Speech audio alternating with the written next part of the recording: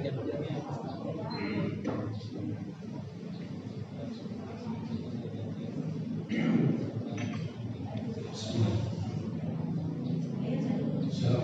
warahmatullahi wabarakatuh. Bapak-bapak dan ibu-ibu jemaah, mari kita sama-sama awali kegiatan kita pada pagi hari ini. Salam nanti kajian dipimpin oleh Bapak Ustaz dan MC. Kita doakan agar beliau cepat sehat, Pak Ustaz. Ya, amin. Mari kita sama-sama membaca basmalah untuk mengawali kegiatan kita pada pagi hari ini. Dipersilakan Pak Ustaz untuk memulai. Terima kasih.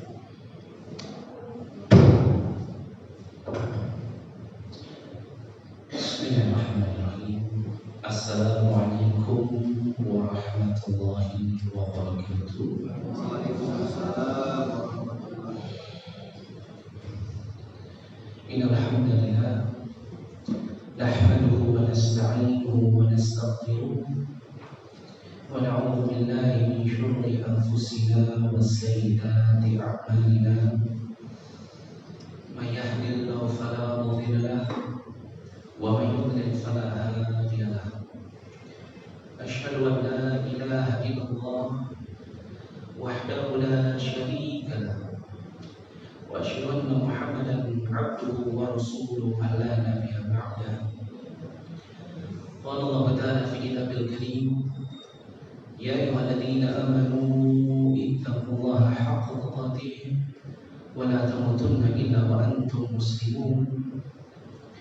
Wa qala Allah ta'ala, ya ayyuhan nas ittaqu rabbakum alladzi khalaqakum min nafsin wahidah wa khalaqa minha zawjaha wa batha minhuma rijalan katsiran wa nisaa wattaqullah alladzi tasaaluna bihi wal arham innallaha kana 'alaykum raqiba. Wa qala Allah ta'ala, ya ayyuhalladzina amanu ittaqullaha wa qulu qawlan sadida yuslih lakum a'malakum wa yaghfir lakum dhunubakum wa may yuti' Allaha wa rasulahu faqad faza fawzan 'azima. Amma ba'd, fa inna asdaqal hadits kitabullah wa khairal hadi hadi Muhammadin sallallahu alaihi wasallam wa syarrul umur muhdatsatuha wa kullu muhdatsatin bid'ah wa kullu bid'atin dhalalah wa kullu dhalalatin fin nar. A'adzana Allah wa iyyakum minan nar. Ikhwani fid din wa akhwati fillah yang dirahmati oleh Allah Subhanahu wa taala.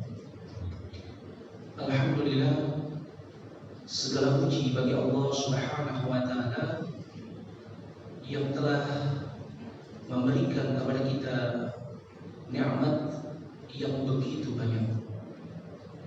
Yang seandainya jika kita ingin menghitung semua nikmat yang Allah Subhanahu wa taala anugerahkan kepada kita, maka pastilah kita tidak akan pernah bisa dan tidak akan pernah sanggup untuk menghitung semua nikmat yang Allah Subhanahu wa taala telah anugerahkan kepada kita.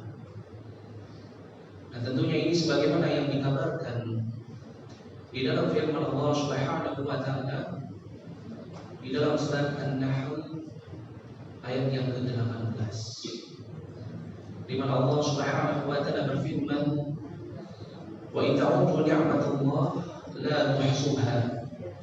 Dan seandainya jika kalian ingin menghitung-hitung nikmat Allah, maka la tuhsuha, maka tentunya kalian tidak akan pernah bisa dan tidak akan pernah sanggup untuk menghitung semua nikmat yang Allah Subhanahu wa taala anugerahkan kepada kalian.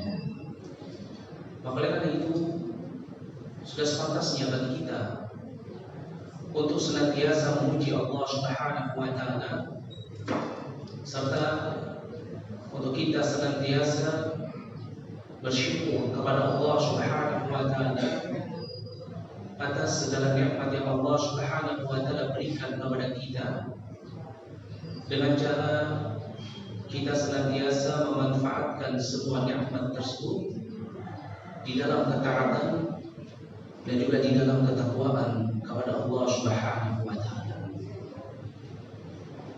Karena merupakan tanda kebaikan Islamnya seseorang, yaitu ketika dia bisa memanfaatkan semua nikmat yang Allah Subhanahu wa taala anugerahkan kepada dirinya dengan sebaik-baiknya untuk kehidupannya nanti di daril akhirah.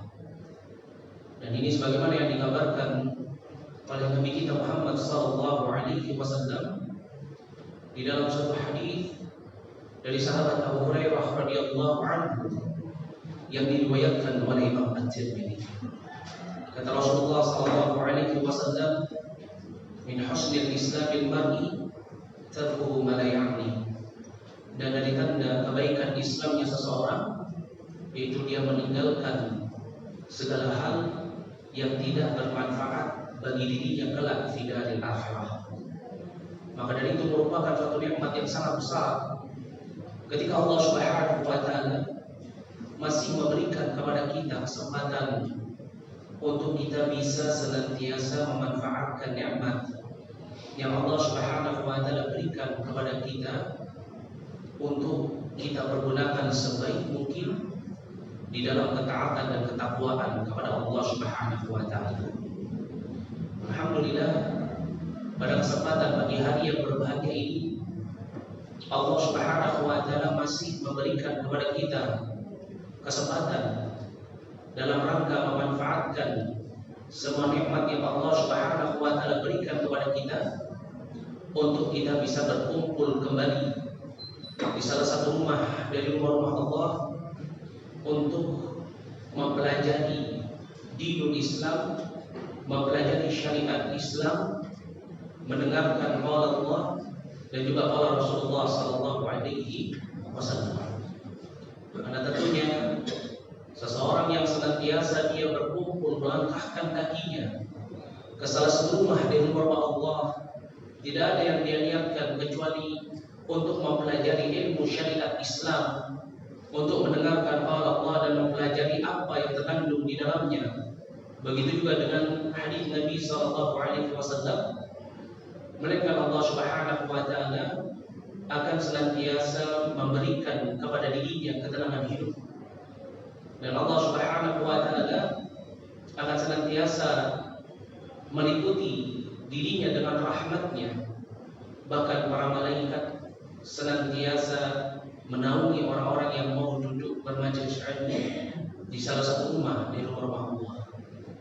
Dan ini sebagaimana yang disebutkan di dalam hadis dari sahabat Abu Hurairah radhiyallahu anhu yang diriwayatkan oleh Imam Muslim.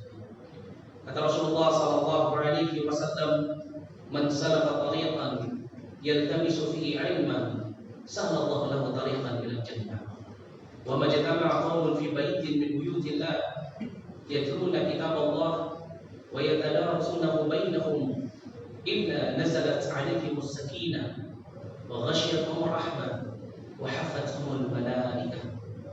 Kata Nabi sallallahu alaihi wasallam, tidak ada suatu kaum yang dia senantiasa menghiasi setiap hidupnya dengan ilmu, menghabiskan setiap waktunya di dalam kehidupannya dengan menuntut ilmu, maka kata Rasulullah sallallahu alaihi wasallam, "Sahalallahu lahu tariqan ila jannah."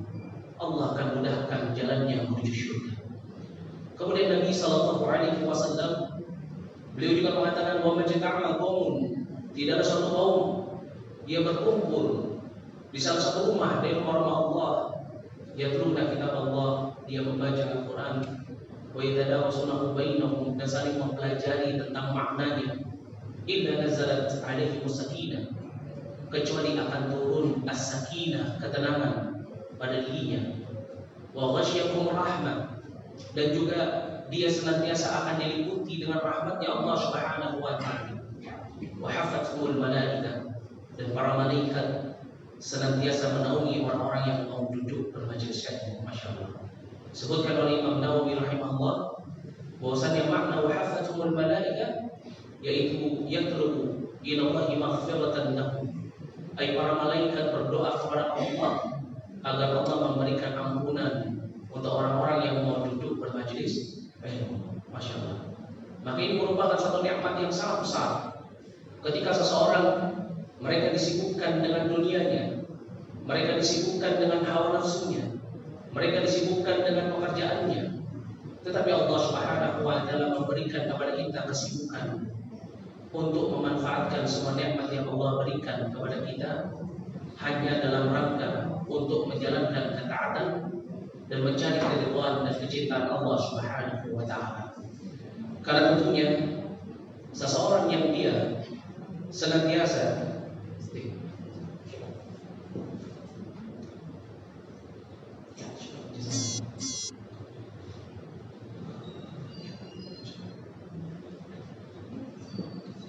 seseorang ketika hatinya mudah untuk mendengarkan qala Allah wa qala Rasulullah sallallahu alaihi wasallam, ketika kakinya mudah untuk melangkahkan ke tempat-tempat majlisul ilmu, kemudian pikirannya mudah untuk bisa memfokuskan dirinya di dalam majlisul ilmu, maka ini merupakan suatu tanda bahwasanya Allah Subhanahu wa taala sedang memberikan kepada dirinya nikmat al-hidayah ila shiratal mustaqim. Nikmat untuk dia berada di dalam jalan yang lurus. Karena tidak ada nikmat untuk berada di dalam jalan yang lurus, di antaranya adalah ketika seseorang dia senantiasa memiliki kecintaan untuk mempelajari kitab Allah dan juga hadis Nabi sallallahu alaihi wasallam. Dia memiliki kecintaan untuk tidak beramal kecuali dibangun di atas Alkitab wa Sunnah. Maka oleh karena itu Nabi sallallahu alaihi wasallam beliau senantiasa memberikan peringatan kepada para sahabatnya dan memberikan wasiat kepada para sahabatnya agar mereka senantiasa memegang Al-Quran wa Sunnah, yakni memahaminya dan mengamalkannya. Dan ini sebagaimana yang disebutkan di dalam hadis dari sahabat Abu Hurairah radhiyallahu anhu yang diriwayatkan oleh Imam Malik dan juga Imam Al-Baihaqi. Rasulullah sallallahu alaihi wasallam kepada para sahabatnya, "Taraktu fiikum amrayn." Aku tinggalkan kepada kalian dua perkara. Lan tadallu abadan idza tamassaktum bihima. Kalian tidak akan pernah tersesat selamanya ketika kalian memegang keduanya. Apa itu? Kitab Allah wa sunnati. Itu kitab Allah dan sunnah Nabi sallallahu alaihi wasallam. Maka dari itu seseorang yang dia senantiasa mudah di dalam hatinya untuk menerima Al-Quran wa Sunnah, untuk mau memahami Al-Quran wa Sunnah dan mengamalkannya, maka ini merupakan tanda bahwa dirinya sedang diberikan oleh Allah Subhanahu wa taala hidayah kepada jalan yang lurus.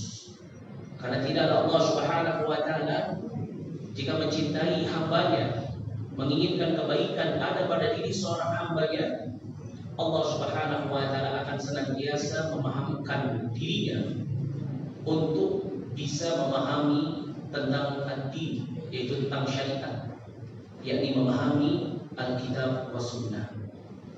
Dan ini sebagaimana yang disebutkan di dalam hadis dari sahabat Muawiyah radhiyallahu anhu yang diriwayatkan oleh Imam Bukhari dan Muslim di dalam Muttafaqun alaihi. Kata Rasulullah sallallahu alaihi wasallam, "Man yuridillahu bihi khairan yufaqihu fid din." Dan barang siapa yang Allah inginkan kebaikan itu ada pada dirinya, maka Allah Subhanahu wa taala akan senantiasa memahamkannya tentang ad-din, tentang agama, tentang syariat Islam, yakni Alkitab wa Sunnah. Akhwati fillah wa ikhwani fid din yang dirahmati oleh Allah Subhanahu wa taala. Tema kajian kita pada kesempatan pagi hari ini yaitu apa? Hikmah di balik musibah. Ya. Kita ketahui bahwasanya negeri kita ini saat ini sedang dilanda berbagai macam musibah. Mungkin ada juga di antara kita yang juga terkena dampak itu. Yaitu apa? Yakni Allah Subhanahu wa taala memuji dirinya dengan apa? Dengan satu musibah. Ya. Maka dari itu tema ini menjadi suatu tema yang menarik dan juga menjadi suatu tema yang hendaknya kita untuk senantiasa memperhatikannya. Karena tentunya yang namanya musibah itu pasti setiap orang yang hidup di dunia dia akan mengalaminya. Ya. Itu apa? Takdir yang buruk atau ujian dari Allah Subhanahu wa Ta'ala.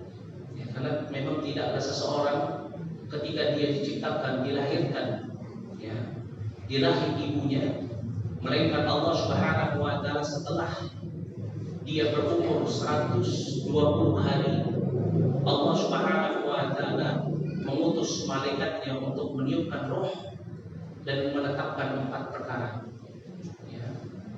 Ditetapkan untuknya rezekinya, ditetapkan untuk dirinya ajalnya, juga ditetapkan untuk dirinya takdir yang baik dan takdir yang buruk. Ya. Maka dari itu setiap orang yang hidup di dunia ini pasti dia akan pernah mendapati yang namanya musibah. Dia pasti pernah mendapati yang namanya ujian. Lalu apa sih musibah itu? Musibah di dalam bahasa Arab dia makhluk min kalimah asaba yusibu musibatan. Jadi bentuk masdar dari kata asaba yusibu musibatan. Di dalam bahasa dia memiliki 4 makna. Yang pertama maknanya itu ya, dia adalah mengenai. Ya, sebagaimana perkataan Arab asabal dar. Ini apa? Tepat mengenai sasaran. Ini yang pertama makna daripada musibah, mengenai. Kemudian musibah juga bisa maknanya adalah mengambil. Sebagaimana perkataan Arab yaitu asaba minal mal. Jadi dia mengambil harta. Nah, jadi makna musibah itu selain mengenai, dia juga bisa maknanya secara bahasa mengambil. Bisa juga musibah, ini musibah ya bil mim wasad wal ba wa ta'al marbuthah. Ini yang ketiga maknanya adalah mendapatkan. Jadi sebagaimana perkataan Arab ya asabathu an-ni'mah. Dia apa? Dia mendapatkan nikmat. Jadi musibah ini juga bisa maknanya mendapatkan. Begitu juga yang keempat disebutkan oleh para ulama Allah, bahwasanya makna daripada musibah yang keempat juga maknanya bisa apa? Bisa menimpa. Ya. Menimpa. Sebagaimana perkataan Arab asabathu musibatun. Jadi menimpa pada dirinya suatu apa? Suatu qadar. Ini kejelekan, ya, atau sesuatu yang tidak disenang. Maka dari itu Al-Imam Ar-Raghib Al-Asfahani beliau mengatakan bahwasannya kata musibah ini min hasanatin tasuhum. Jika menimpa kalian dari kebaikan, ya, maka mereka tidak senang. Wa in tusibka ya, musibah itu. Tetapi kalau musibah, kejelekan yang menimpa engkau, yaqulu, mereka mengatakan qad akhadna amrana min qabl wa yatawallaw wa hum farihun. Mereka mengatakan sungguh kami telah mengambil urusan kami ya sebelumnya, dan mereka berpaling dalam keadaan mereka apa? Dalam keadaan mereka senang. Ini keadaan yang orang-orang kafir kalau melihat ada orang beriman yang sedang dalam kesulitan atau sedang dalam ya mendapatkan kebaikan. Kalau orang Islam, orang mukmin mendapatkan kebaikan, mereka nggak suka. Ya, tetapi kalau orang yang beriman yang mendapatkan kejelekan, ya mereka berlepas diri. Ya. Nah ini makna daripada al-musibah. Dan musibah ini juga ada jenis-jenisnya. Musibah yang dialami seseorang, ujian yang Allah Subhanahu wa Ta'ala berikan kepada hambanya, ini ada jenis-jenisnya. Yang pertama, musibah itu berupa kebaikan atau kejelekan, sesuatu yang dia cintai atau sesuatu yang dia tidak cintai, tidak sukai. Ya. Ini juga disebut sebagai musibah. Ya. Dan inilah ujian Allah Subhanahu wa taala kepada hamba-Nya.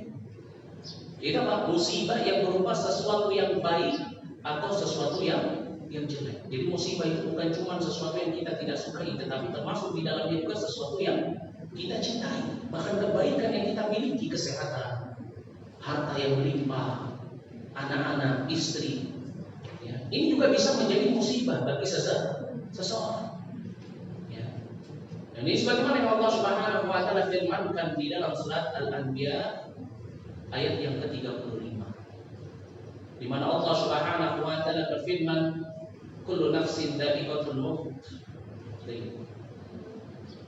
Di dalam surat Al-Anbiya ayat ke-35, ya Allah Subhanahu wa taala berfirman, kullu nafsin dha'iqatul maut wa nabluukum bisyarri wal khairi wa ilaihi turja'un. Ya, setiap jiwa itu pasti dia akan menemui yang namanya kematian. Dan tidaklah kami uji mereka dengan diberikan musibah bisyarri wal khair, yaitu dengan kejelekan dan juga dengan kebaikan. Ya, ini jenis musibah. Ya, jadi jangan dibilang kalau seseorang ya dia mendapati suatu hal takdir yang buruk atau yang tidak dicintai baru disebut sebagai musibah. Ya, karena terkadang musibah itu juga bisa berupa kebaikan. Ya. Ini jenis yang pertama. Lalu jenis yang kedua daripada musibah, yaitu musibah itu bisa berupa rasa takut. Ujian itu bisa berupa rasa takut. Seorang takut miskin, ya. Seseorang takut dengan yang namanya kematian. Seseorang takut dengan yang namanya kehilangan. Begitu juga rasa lapar, kekurangan harta. Begitu juga ya, musibah itu juga bisa berupa rasa takut, kekurangan dengan apa? Dengan jiwa. Orang yang disayangi akan hilang atau akan meninggalkannya. Ya, ini juga merupakan bentuk ujian. Ya, ini adalah ujian yang berkaitan dengan harta atau apa yang kita miliki. Dan ini sebagaimana yang Allah Subhanahu wa taala kabarkan kepada kita di dalam surat Al-Baqarah ayat yang ke-155. Di mana Allah Subhanahu wa taala berfirman, "Wa lanabluwannakum bisyai'in minal khawfi wal ju' wan nafsi bil amwal wal anfus wat thamarat." Dan sungguh-sungguh kami telah menguji mereka dengan sesuatu minal khawf, dari rasa takut. Ini orang yang hidupnya punya rasa takut yang tinggi. Ini musibah. Ya. Terkadang ini kita alami. Itu apa? Kita memiliki rasa takut yang berlebihan terhadap yang namanya kematian. Ya. Kita memiliki rasa takut yang berlebihan untuk apa? Untuk jatuh menjadi orang miskin. Ini ujian. Ini musibah. Sehingga orang yang dia memiliki rasa takut terhadap kemiskinan, ya, dia akan terus berusaha mencari dunia dan dia akan menjadikan dirinya mengikuti hawa nafsunya yang ada di dalam dirinya. Itu apa? Asyuh, sifat kikir dan bakhil, dan ini musibah. Ya, ini juga ujian. Diberikan oleh Allah Subhanahu wa taala ujian dengan rasa takut, dengan rasa lapar, dengan kekurangan harta dan jiwa, begitu juga buah-buahan. Dan ini bentuk-bentuk ujian. Ya. Sebagaimana yang terjadi pada saudara kita ya, di negeri Cianjur. Ya. Mereka apa? Terjadi di sana musibah yang berupa apa? Gempa, sehingga hilanglah harta benda mereka. Mereka diliputi dengan rasa lapar. Mereka diliputi dengan yang namanya ketakutan. Ya. Takut tertimpa oleh mereka musibah yang lainnya dari musibah yang telah mereka alami dan yang semisalnya. Jadi ini juga merupakan bentuk musibah, ujian. Selain itu musibah juga ada apa? Selain musibah yang berupa kejelekan ataupun kesenangan, ya. Selain musibah itu berupa rasa lapar, hilangnya harta, ketakutan, ya, ditinggalkan oleh orang yang dicintainya. Musibah juga itu ada pada sebagian daripada kita. Itu apa? Kita diuji dengan istri kita diuji diuji dengan anak kita diuji dengan suami kita diuji dengan tetangga kita diuji dengan kaum muslimin, dengan orang-orang yang ada di sekitar kita, baik itu minal jin ataupun minal ins. Ya, baik dari kelompok jin ataupun dari kelompok manusia. Ada juga orang yang dia diganggu dengan jin. Ya. Maka ini juga merupakan musibah. Ya. Maka dari itu Allah Subhanahu wa taala berfirman di dalam surat Muhammad ayat yang keempat. Allah Subhanahu wa taala berfirman, "Dzalika walau yasha'u Allah lan tasara minhum walakin liyabluwa ba'dakum bi ba'd." Yang demikian itu, seandainya Allah Subhanahu wa taala menghendaki, maka Allah bisa membinasakan mereka. Ini musuhnya orang-orang yang beriman, musuhnya orang-orang Islam. Akan tetapi dia berdua, ba'dakum bi ba'd. Tetapi Allah ingin menguji hamba-Nya dengan yang satu dengan yang lainnya. Terjadinya pertikaian di tengah-tengah keluarga, di tengah-tengah masyarakat, ya di tengah-tengah suatu kaum, ya. Maka ini juga merupakan apa? Ujian. Ini juga merupakan musibah. Jadi musibah itu gak selamanya semua yang berkaitan dengan harta. Ya. Musibah itu gak selamanya yang berkaitan kalau misalnya kita ditinggal oleh orang yang kita cintai saja, kekurangan tidak. Ya. Anak kita bisa menjadi musibah bagi kita. Istri kita bisa jadi musibah bagi kita. Teman-teman kita bisa menjadi musibah bagi kita. Bahkan kebaikan nikmat yang kita miliki juga bisa menjadi musibah bagi diri kita. Ya. Tetapi tentunya kita ketahui bahwasanya musibah setiap orang itu berbeda-beda. Ujiannya seseorang itu berbeda-beda.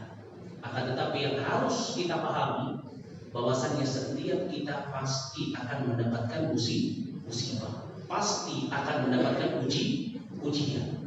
Kalau kita telah selesai dari ujian yang satu, maka Allah Subhanahu wa taala akan mendatangkan ujian yang lainnya. Sampai apa? Sampai ajal menjemput kita. Kenapa? Karena setiap manusia yang hidup di dunia ini pastilah dia akan diuji. Dia pastilah akan diberikan oleh Allah Subhanahu wa taala musibah.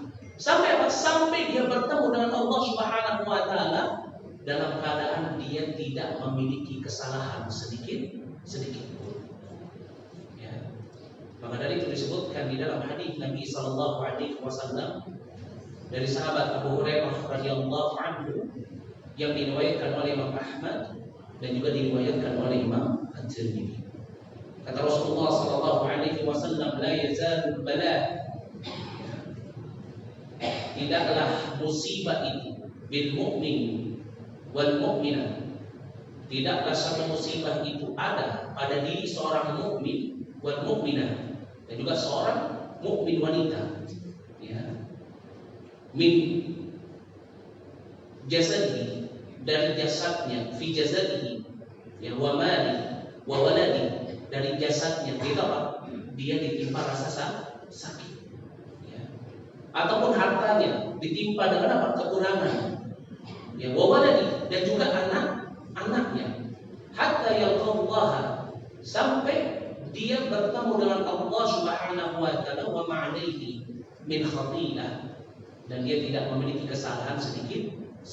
Oke, sampai ajal menjemputnya, maka dia akan terus-menerus akan mendapatkan ujian. Dia akan terus-menerus akan mendapatkan musibah. Sehebat apapun seseorang dia ingin keluar dari musibah yang Allah Subhanahu wa taala telah takdirkan kepada dirinya, maka dia tidak akan pernah bisa untuk keluar jika itu telah ditakdirkan oleh Allah Subhanahu wa taala. Ya, ada orang yang dia mempersiapkan untuk kehidupan tuanya, dia menabung investasi. Tujuannya apa? Biar tidak kena musibah ketika di waktu tua. Tetapi apa?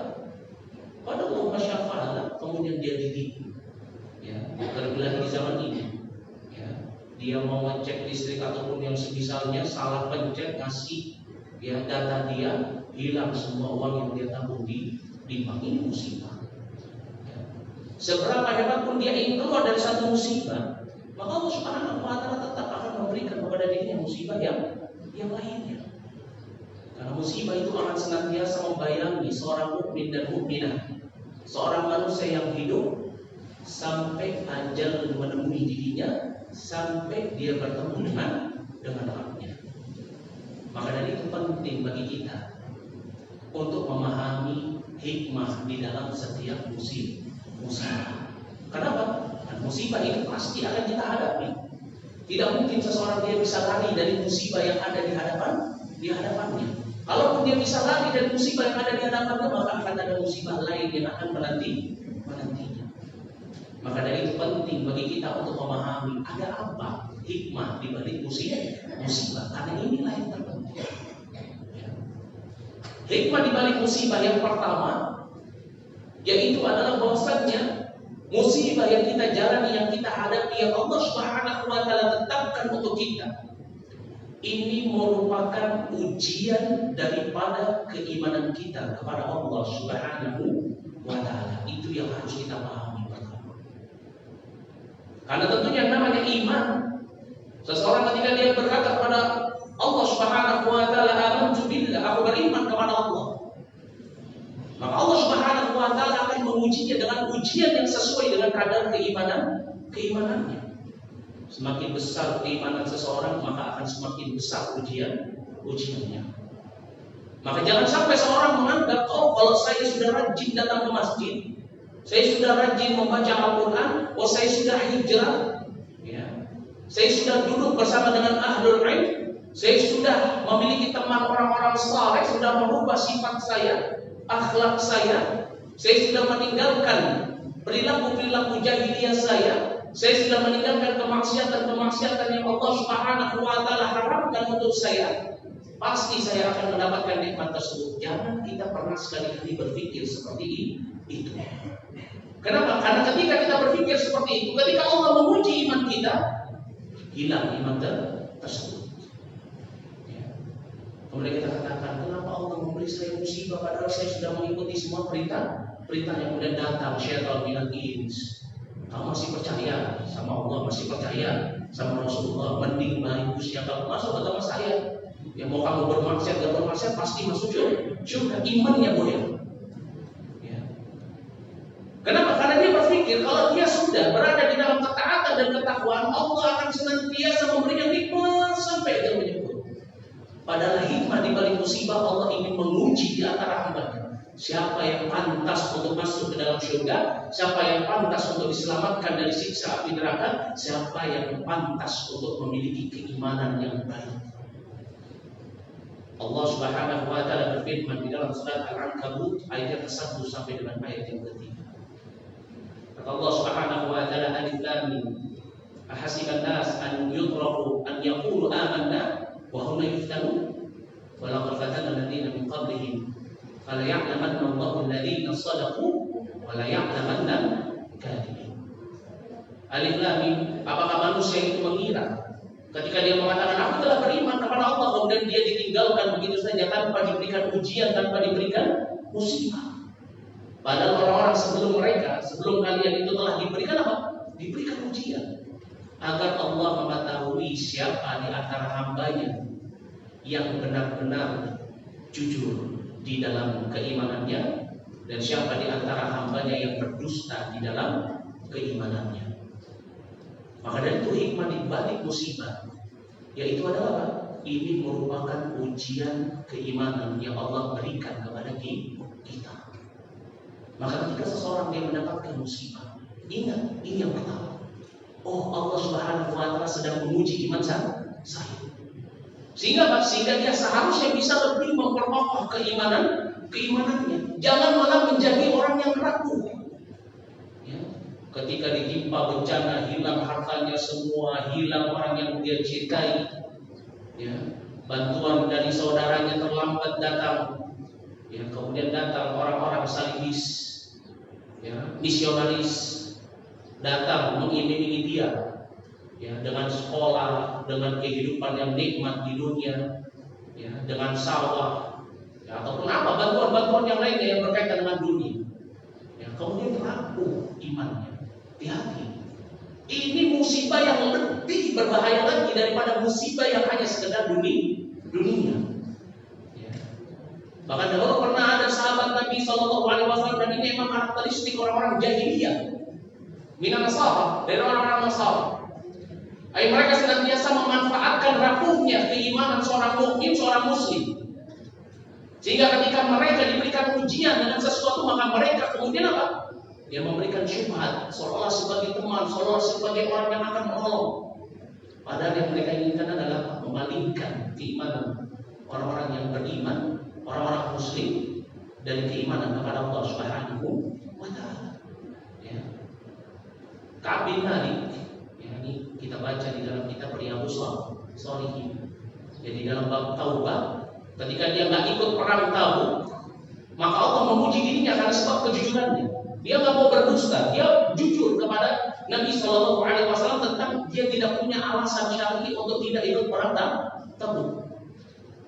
Kemudian apa? Allah Subhanahu Wa Taala memberikan iqab, ujian dengan apa? Dengan dihajar. Ya bukan dihajar, didiamkan oleh satu kota penduduk Madinah oleh seluruh kaum muslimin. Dan itu terasa sempit sekali. Selama berapa malam? 50 malam. Ya. Di malam yang ke-40 datang utusan dari Ghassan, dari Raja Ghassan. Ini suratnya langsung dari Raja Ghassan, yang dimana Raja Ghassan ini seorang Nasara. Dikasih surat, isinya datang ke Ghassan, kami akan memuliakan kamu. Dikasih apa yang dia inginkan. Tetapi Ka'ab bin Malik, seorang sahabat Nabi Shallallahu Alaihi Wasallam yang memiliki kekokohan keimanan, dia mengatakan, dan ini lebih, ya, ujian yang lebih berat lagi ini, maka langsung dibakar surat tersebut. Masya Allah. Maka dari itu, kalau kita masih ujiannya itu cuma kehilangan, ya sesuatu yang kecil yang berkaitan dengan dunia, ya ini masih ujian yang kecil. Maka jangan sampai kita menggadaikan keimanan kita. Kenapa? Karena hikmah di balik ujian yang Allah berikan kepada kita, Allah ingin melihat seberapa besar kejujuran kita di dalam iman. Maka itu yang harus kita ketahui. Kemudian yang kedua, hikmah di balik ujian, yaitu Allah Subhanahu Wa Taala tidaklah menimpakan kepada kita suatu ujian kecuali apa? Kecuali ujian itu merupakan suatu nikmat bagi kita. Ustaz, kok bisa Ustaz musibah kok menjadi nikmat? Bisa, kenapa? Karena bagi seorang yang mukmin, bagi seorang muslim, ketika Allah Subhanahu Wa Taala memuji dirinya, maka ujian itu merupakan penggugur daripada dosa-dosanya. Ya. Seorang mukmin ketika dia sakit, ketika dia tertimpa kemiskinan, kelaparan, ya, ketika dia, ya, tertimpa rasa sedih, maka semua musibah yang ada pada dirinya itu merupakan sebab Allah menggugurkan setiap dosanya. Masya Allah. Berarti ini nikmat atau azab? Nikmat. Ya. Orang yang dia kena musibah kemudian dia bisa, ya, tetap menjaga keimanannya kepada Allah, maka Allah akan menggugurkan dosa-dosanya. Ya. Maka dari itu Rasulullah Sallallahu Alaihi Wasallam mengatakan di dalam suatu hadis dari sahabat Abu Hurairah radhiyallahu anhu yang diriwayatkan oleh Imam Bukhari. Kata Rasulullah Sallallahu Alaihi Wasallam, ya, ma yusibul musliman, tidaklah menimpa seorang muslim min nasabin, dari rasa capek, kelelahan, wala wasabin, dan dari penyakit, wala hammin, ya, dan juga dari kesusahan, wa haznin, dan juga dari rasa sedih, wala adha, dan dari sesuatu yang jelek yang menimpanya, wala ghammin, dan rasa gundah gulana, hatta syaukati yushabuha, sampai duri yang menusuknya, ya, illa kafarallahu biha min khatayahu, kecuali Allah akan menggugurkan setiap kesalahannya. Masya Allah. Ibu-ibu pernah kan di dapur lagi masak, kemudian, ya, telunjuknya teriris sama pisau. Sering yang lihat lagi masak kena cipratan minyak goreng.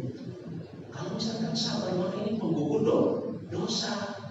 Jangan kemudian ketika teriris kena cipratan minyak goreng, wah ini gara-gara suami saya disuruh masak saya, kenapa nggak pakai pembantu? Jangan begitu. Kenapa? Karena tidak ada musibah yang menimpa oleh seorang muslim, sekecil apapun itu musibahnya, bahkan kata Rasulullah Sallallahu Alaihi Wasallam, hatta syaukati yushabuha, sampai ketika duri itu menusuknya, maka ini merupakan penggugur dari dosa-dosanya. Masya Allah. Ya. Maka ketika seseorang terkena musibah, seorang mukmin ketika dia terkena musibah, maka dia memahami hikmah di balik musibah itu merupakan apa? Merupakan penggugur dari dosa-dosanya, sehingga dia tidak mengeluh dengan keadaannya. Ya, karena banyak orang yang tidak memahami hikmah di balik musibah, baru terkena musibah sedikit dia sudah mengeluh. Ya, uang belanja nggak nambah dari suaminya, barang-barang naik sudah mengeluh. Nggak paham dengan hikmah di balik musibah. Sabar. Ya. Kenapa? Karena sebenarnya hakikat daripada musibah itu adalah nikmat bagi seorang muslim. Itu Allah mengampuni setiap dosanya. Bahkan tadi kita sebutkan hadis dari sahabat Abu Hurairah radhiyallahu anhu yang diriwayatkan oleh Imam Ahmad dan Imam Tirmidzi. Sampai Rasulullah sallallahu alaihi wasallam mengatakan, la yazalul bala, tidaklah musibah ujian itu ada bil mukmin wal mukminah, ada pada diri seorang mukmin dan mukminah, fi jasadihi, di dalam jasadnya, wa mali wa waladi, begitu juga hartanya, begitu juga anaknya, hatta yalqallah, sampai dia bertemu dengan Allah. Ya, wa ma alaihi min khati'ah, dalam keadaan dia sudah tidak memiliki dosa. Masya Allah. Berarti orang yang sering terkena musibah, kalau dia tetap menjaga keimanannya, maka bisa jadi dia adalah orang yang paling cepat untuk dihisab. Ya. Ingin gak bu hisabnya itu dipermudah? Ingin. Karena orang yang dihisabnya dipermudah, maka dia tidak akan mendapatkan adab nanti fi daril akhir. Maka dari itu Rasulullah sallallahu alaihi wasallam di dalam hadis yang diriwayatkan oleh Imam Bukhari dari sahabat Aisyah radhiyallahu anha, senantiasa berdoa kepada Allah, Allahumma hasibni hisaban yasira. Aisyah bertanya kepada Rasulullah, ya Rasulullah, apa maknanya itu? Ketika aku dihisab semuanya diampuni. Ya. Sebagaimana orang yang ketika di dunia dia banyak mendapatkan musibah, kemudian dia ikhlas, kemudian dia tetap beriman kepada Allah dan dia memahami hikmah di balik musibah itu adalah ampunan dosanya, sehingga dia bertemu di hadapan Allah tanpa membawa dosa. Masya Allah. Ini nyaman. Ya. Ini yang kedua. Lalu yang ketiga, tidaklah musibah yang dialami oleh seorang muslim, oleh seorang mukmin, wal muslimah wal mukminah, melainkan musibah itu merupakan tanda jika Allah Subhanahu wa taala senantiasa cinta kepada kita dan juga senantiasa memperhatikan kita. Ya. Sebagaimana seorang anak itu suka dimarahin ibunya atau bapaknya. Kira-kira kalau anak sering dimarahin ibunya sama bapaknya, ibu bapaknya benci atau cinta? Cinta. Kenapa? Ibu dan bapaknya nggak mau anaknya itu sampai melakukan suatu kesalahan, nggak mau sampai anaknya itu celaka, nggak mau sampai anaknya itu ya mengikuti jalan yang tidak benar.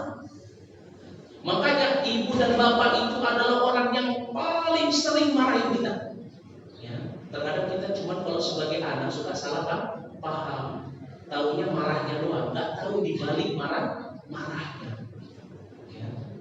Di balik marahnya itu ada kekhawatiran orang tua kita kepada anak kita, takut anak kita terkena sesuatu yang buruk. Ya. Begitu juga Allah Subhanahu wa taala kalau mencintai hambanya, Allah akan memberikan ujian. Agar apa? Agar hambanya itu nanti di daril akhirah mereka tidak masuk ke dalam neraka. Mereka bisa melalui hisab dengan hisab yang mudah. Mereka bisa masuk ke dalam syurganya Allah Subhanahu wa taala. Karena syurga Allah Subhanahu wa taala itu diciptakan, diperuntukkan untuk orang-orang yang bersih dari yang namanya dosa. Maka dari itu disebutkan di dalam hadis yang diriwayatkan oleh Imam Bukhari, kata Rasulullah sallallahu alaihi wasallam, "Man yuridillahu bihi khairan yusib minhu." Barang siapa yang Allah Subhanahu wa taala inginkan kebaikan itu ada pada dirinya, Allah akan berikan dirinya musibah. Sebagai apa? Sebagai iqab ganjaran yang Allah dahulukan untuk dirinya di dunia, sehingga catatannya nanti hilang di akhirat. Sudah diampuni oleh Allah Subhanahu wa taala. Ya. Masya Allah. Bahkan disebutkan di dalam hadis dari sahabat Anas bin Malik radhiyallahu anhu yang diriwayatkan oleh Imam Tirmidzi. Kata Rasulullah sallallahu alaihi wasallam, "Idza aradallahu bi'abdihi khair." Ini al-khaira. Kalau Allah menginginkan untuk hambanya al-khaira, ya. Maka apa? Maka ajjala lahu al-uqubatan fi dunya. Allah akan cepatkan iqab dari setiap dosa kesalahannya, jadi ganjaran dari setiap dosa dan kesalahannya di dunia. Masya Allah. Kenapa? Karena kalau di dunia ini sangat ringan, tapi kalau sudah di akhirat, la haula wala quwwata illa billah. Ya. Maka ini akan menjadi sesuatu yang sangat berat. Kita hutang 1 rupiah di dunia, ya, dengan kita masih menyisakannya di akhirat, ini lebih berat iqabnya nanti di akhirat. Kita mengambil 1 rupiah dari saudara kita di dunia, ya, dengan apa? Dengan kita masih tercatat kejelekannya, ya, atau dosanya nanti di akhirat itu lebih berat. Ya, balasannya ketika nanti di yaumil hisab, ya, di mana di situ tidak ada hari, wala dinar wala dirham, ya. Tidak ada wala dinar wala dirham, tidak ada dinar dan tidak ada dirham. Ya, mau bayar pakai apa kita? Kalau di dunia kita kena musibah, besok uang masih bisa dicari, ya. Kehilangan anak masih bisa dibuat, ya. Jadi apa? Jadi ketika Allah memberikan kepada kita iqab di dunia, ganjaran terhadap dosa kita di dunia didahulukan dengan mengampunkan dosa tersebut, dihapuskan catatannya nanti fil akhirat, maka ini merupakan suatu kebaikan. Maka dari itu Rasulullah sallallahu alaihi wasallam mengatakan, "Idza arada Allah bi 'abdihi syarra," kalau Allah menginginkan kejelekan kepada hambanya, maka apa? Maka amsaka anhu bidzalika, Allah akan menahan darinya dosa-dosanya. Ini maknanya apa? Dosanya disimpan, dicatat terus. Ya. Hatta yafa yaumal qiyamah, sampai nanti dia bertemu dengan hari kiamat terus dicatat, sehingga akhirnya ketika di hari hisab dia mendapati hisab yang lama untuk mempertanggungjawabkan semua dosa yang pernah dia lakukan. Walhamdulillah. Ya. Maka dari itu ketika seseorang dia mendapatkan suatu musibah, maka bukan keluh kesah yang harusnya keluar dari dirinya, tetapi apa? Dia bersyukur. Semoga apa yang saya alami min musibati, dari musibahku ini bisa menjadi apa? Penggugur daripada dosa-dosaku. Kenapa? Karena kita manusia selalu berbuat dosa. Bahkan Nabi Shallallahu Alaihi Wasallam mengatakan, kullu bani adam khata', setiap bani adam itu pasti terjatuh ke dalam satu dosa. Ya. Mungkin kalau misalkan kita punya uang yang banyak dan dosa itu bisa kita tebus di dunia, maka kita akan tebus dosa tersebut. Maka dari itu Rasulullah di dalam hadis dari sahabat Abu Hurairah radhiyallahu anhu yang diriwayatkan oleh Imam Bukhari mengatakan apa? Man 'indahu madlama li akhihi aw min syai'in falyatahallal minhu bil fadli. Ya. Barang siapa yang dia memiliki, ya, kezaliman kepada hambanya, kepada saudaranya, atau baik itu dengan kehormatannya atau dengan sesuatu, maka hendaknya dia segera meminta halal, menghapusnya, minta maaf. Sebelum datang al-yaum, hari di mana la dinar wa la dirham. Sebelum datang hari di mana tidak ada dinar, tidak ada dirham. Sehebat apapun seseorang dia beribadah kepada Allah, punya pahala yang banyak, kalau dia selalu berbuat salah, maka nanti dia akan menjadi orang yang bangkrut, orang yang khasir. Kenapa? Karena kebaikan itu habis dibuat apa? Nyaur, ya, dosa-dosa. Maka ini merupakan hikmah di balik musibah kita. Itu apa? Bahwasanya kita mengetahui jika Allah masih mencintai kita. Jangan malah berpikir Allah meninggalkan saya. Ya. Jangan berpikir seperti itu. Justru ketika kita diberikan musibah, maka musibah itu merupakan tanda kecintaan Allah kepada kita. Bahkan sahabat Nabi Shallallahu Alaihi Wasallam pernah bertanya kepada Nabi Shallallahu Alaihi Wasallam, ya Rasulullah, ya, siapa manusia yang paling berat ujiannya, musibahnya? Siapa? Kata Rasulullah Shallallahu Alaihi Wasallam, al-anbiya, para nabi dan yang semisal dengan para nabi. Maka dari itu ketika seseorang terkena musibah, ya, hendaknya dia semakin beriman kepada Allah Subhanahu wa taala. Hendaknya dia untuk senantiasa semakin mendekatkan diri kepada Allah Subhanahu wa taala. Karena hikmah di balik musibah Yaitu Allah Subhanahu wa taala menginginkan kebaikan kepada kita, bukan menginginkan kejelekan. Kemudian yang keempat, merupakan hikmah di balik musibah yang kita alami, yaitu bahwasannya musibah itu yang kita alami ini sebagai peringatan bagi kita. Peringatan bagi kita terhadap apa yang telah kita lakukan di dunia ini. Dari amalan-amalan kita, sehingga Allah Subhanahu wa taala memberikan musibah agar kita ingat bahwasanya di dunia ini berlaku hukum sebab dan akibat. Karena terkadang seseorang kalau sudah saking sombongnya dia nggak mau untuk apa? Untuk memahami hukum sebab dan akibat. Maka dari itu tidaklah terjadinya suatu musibah di negeri ini melainkan ada sebab dan akibat. Maka ini peringatan dari Allah. Negeri ini menjadi negeri yang susah perekonomiannya. Negeri ini menjadi negeri yang selalu dilanda dengan banjir, dengan angin yang besar, atau longsor, ataupun yang semisalnya tsunami, ataupun yang semisalnya. Maka pastilah ada sebabnya, dan sebab itu tidak mungkin datang kecuali karena sebab kesalahan kita. Maka dari itu Allah Subhanahu wa taala berfirman di dalam surat Ar-Rum ayat yang ke-42. Di dalam surat Ar-Rum ayat yang ke-41. Dalam surat Ar-Rum ayat yang ke-41. Di mana Allah Subhanahu wa taala berfirman,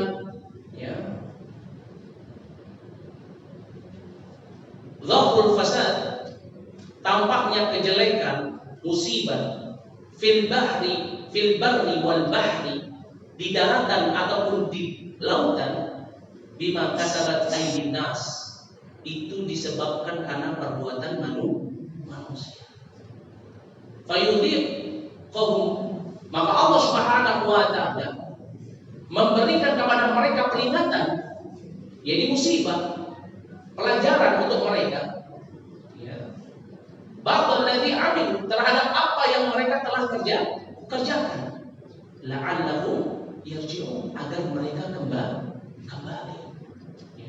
Tidaklah terjadinya kerusakan di muka bumi ini melainkan karena sebab ulah kita manusia. Maka oleh karena itu Allah Subhanahu wa taala memberikan kepada kita peringatan dengan musibah itu agar apa? Agar kita kembali mengingat. Mengingat nikmat yang Allah berikan kepada kita. Karena tidaklah ada suatu hal yang jelek pada kehidupan kita itu melainkan karena sebab diri kita. Bukan dari Allah Subhanahu wa taala. Sebutkan dalam surat An-Nisa ayat yang ke-79. Allah Subhanahu wa taala berfirman, wa ma asabaka min hasanatin, dan tidaklah menimpa pada dirimu atau diberikan kepada dirimu min hasanatin fa min Allah, maka itu dari Allah. Kebaikan itu datangnya dari Allah. Wa man asabaka min sayyi'atin, dan tidaklah ada pada dirimu dari kejelekan, fa min nafsik, maka itu dari dirimu. Maka ketika musibah itu datang kepada kita, maka ini merupakan suatu peringatan yang Allah berikan kepada kita. Sampai-sampai munculnya suatu penyakit ini juga merupakan suatu peringatan. Contohnya apa? Adanya penyakit AIDS, apalagi sekarang yang lagi muncul banyak. Yang karena disebabkan karena apa? Karena laki-laki suka sama laki-laki, perempuan suka sama perempuan. Allah Subhanahu wa taala telah memberikan kepada kita peringatan. Allah berikan kepada kita peringatan ada suatu tempat yang diadab oleh Allah Subhanahu wa taala. Ini Allah Subhanahu wa taala menghadap mereka dengan apa? Dengan ditimpakan gunung. Karena sebab apa? Mereka melakukan kemaksiatan kepada Allah. Jadi tidaklah datang suatu musibah di sekitar kita, di lingkungan kita, melainkan ini merupakan peringatan dari Allah Subhanahu wa taala bahwasanya apa? Bahwasanya hendaknya kita senantiasa memperhatikan setiap amalan-amalan kita, agar kita senantiasa tunduk dan patuh kepada Allah Subhanahu wa taala. Disebutkan di dalam surat Al-An'am ayat yang ke-42, Allah Subhanahu wa taala berfirman, fa akhadnahum bil ba'sa ya wadh-dharra, dan tidaklah kami berikan kepada mereka kejelekan dan kemudaratan, musibah ya. Tujuannya apa? La'annahum ya, agar mereka apa? Agar mereka tunduk patuh kembali kepada Allah Subhanahu wa taala. Maka musibah yang menimpa kita ini bisa jadi peringatan kalau kita telah lalai terhadap ketaatan kita kepada Allah. Kita telah lalai terhadap perintah Allah. Kita telah lalai terhadap hal-hal yang dilarang oleh Allah Subhanahu wa taala sehingga akhirnya kita terjatuh ke dalamnya. Kita telah lalai dan menjadi hamba yang sombong sehingga Allah Subhanahu wa taala memberikan peringatan. Agar apa? Agar kita kembali kepada Allah Subhanahu wa taala. Ini hikmah di balik musibah. Ya. Maka seseorang kalau dia terkena suatu musibah, yang harus dia pikirkan apa? Aduh, ketaatan apa yang pernah aku tinggalkan? Ketakwaan apa yang aku hilangkan? Kemaksiatan apa yang aku terjatuh di dalamnya? Kenapa? Karena tidaklah terjadi suatu musibah pada diri seseorang, melainkan itu merupakan peringatan dari Allah Subhanahu wa taala atas apa? Atas amalan-amalannya. Kemudian yang kelima, ya, saya izin minum dulu ya.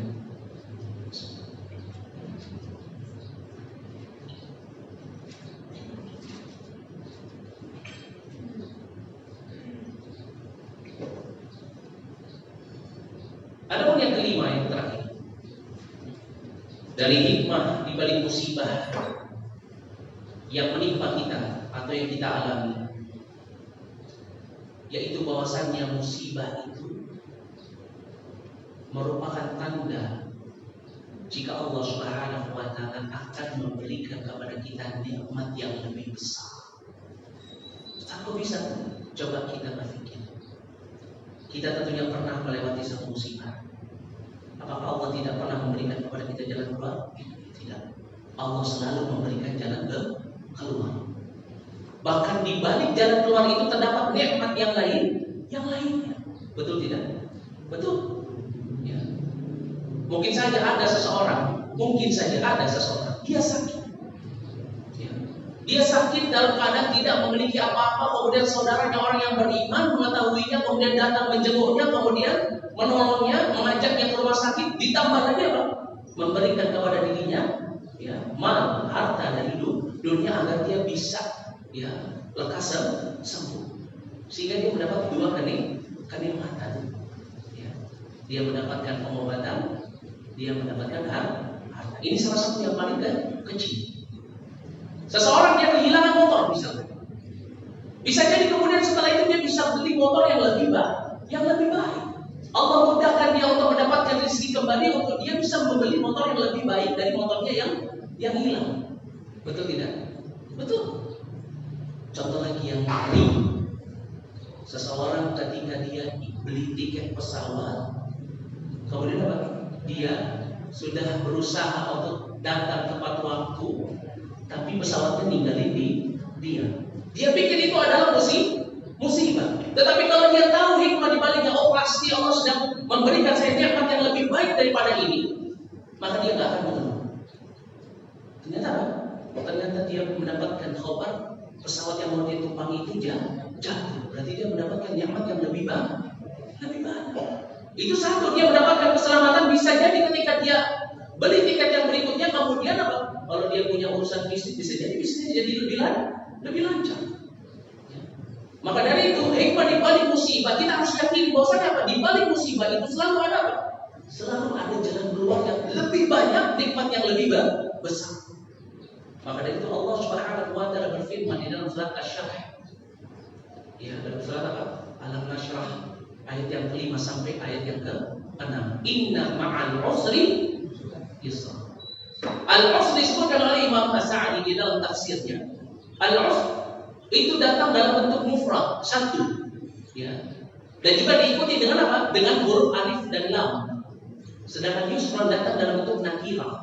Ini datang dalam bentuk makrifat yang menunjukkan makna mufrad, satu, kesulitan. Ya, selalu diikuti dengan yang namanya apa? yusran. Yusran datang dalam bentuk nakirah, maknanya umum. Itu berarti apa? Dalam satu kesulitan pasti ada dua kemudahan. Berarti kalau orang kena musibah satu, dia akan mendapatkan nikmat dua. Nikmat yang menggantikan musibahnya itu dan nikmat yang lainnya.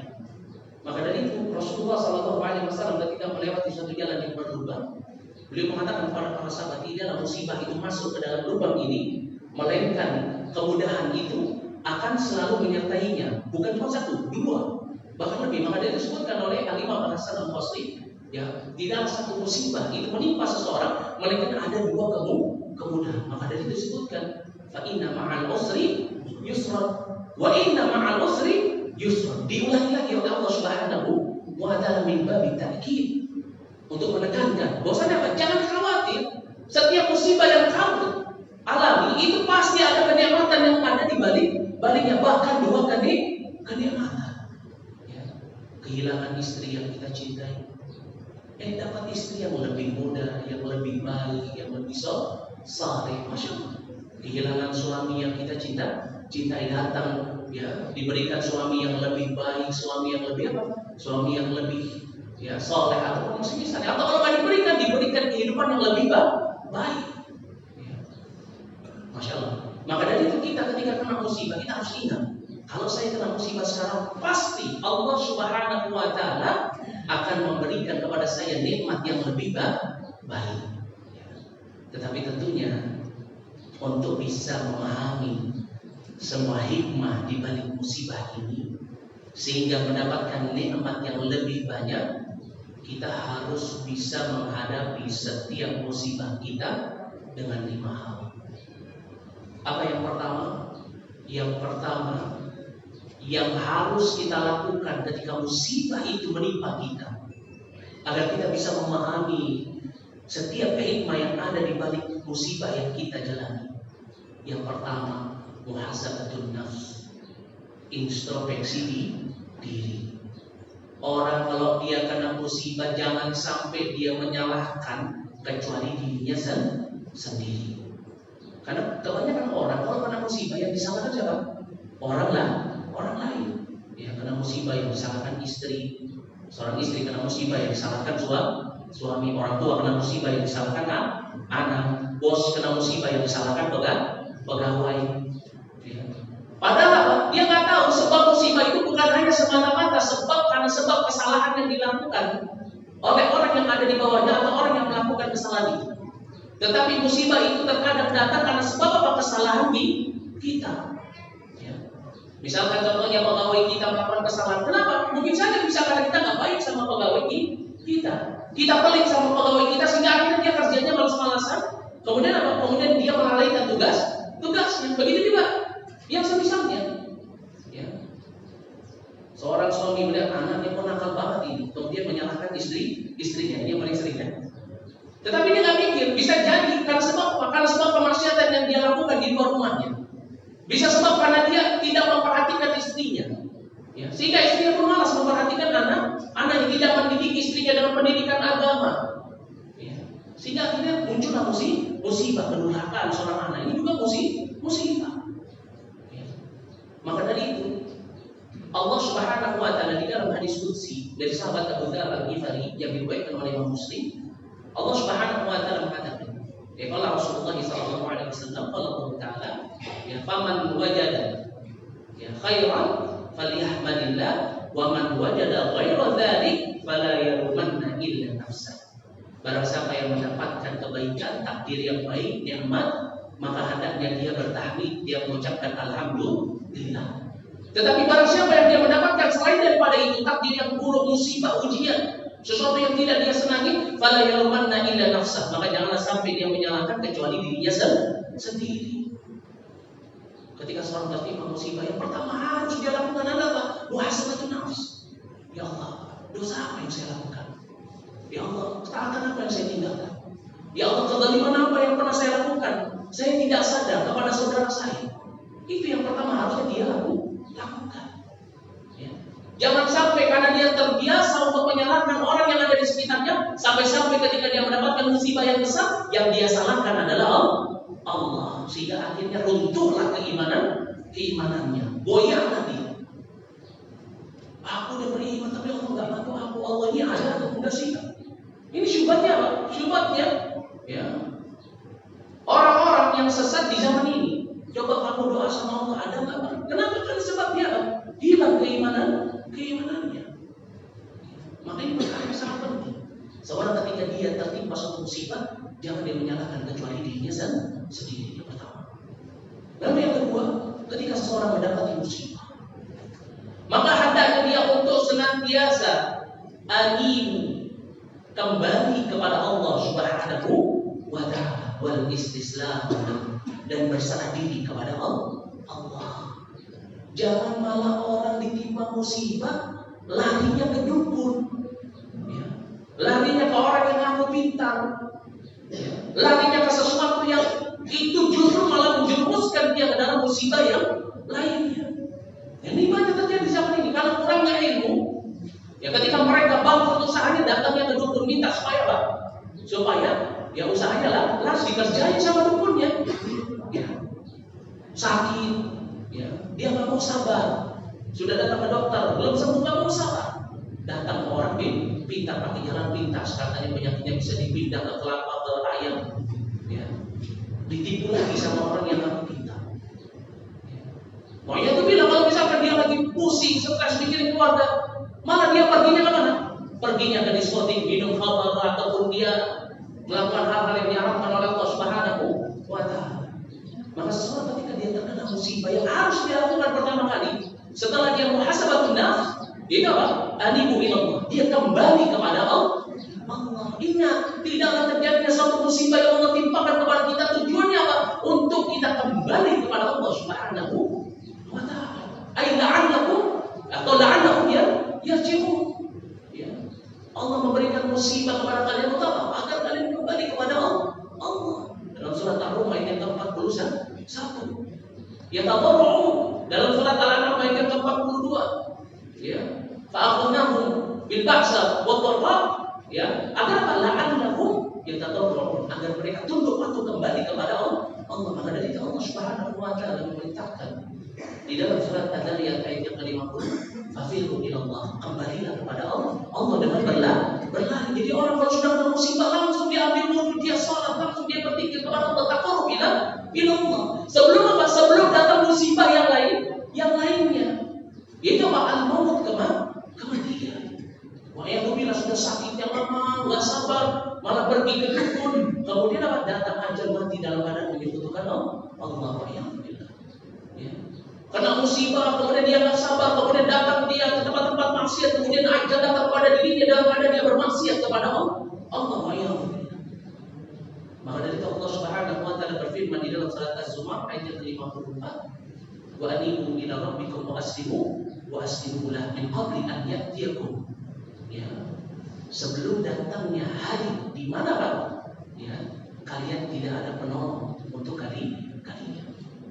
Wa anibu ila rabbikum, kembalilah kepada Rabb kalian, wa aslimulah, dan berserahlah diri kepada min qabli an ya'tiyakumul adab tsumma la tunsurun. Sebelum datangnya hari di mana itu merupakan hari diazabnya seluruh manusia yang dia melakukan kemaksiatan kepada Allah dan kalian tidak memiliki penolong. Itu apa?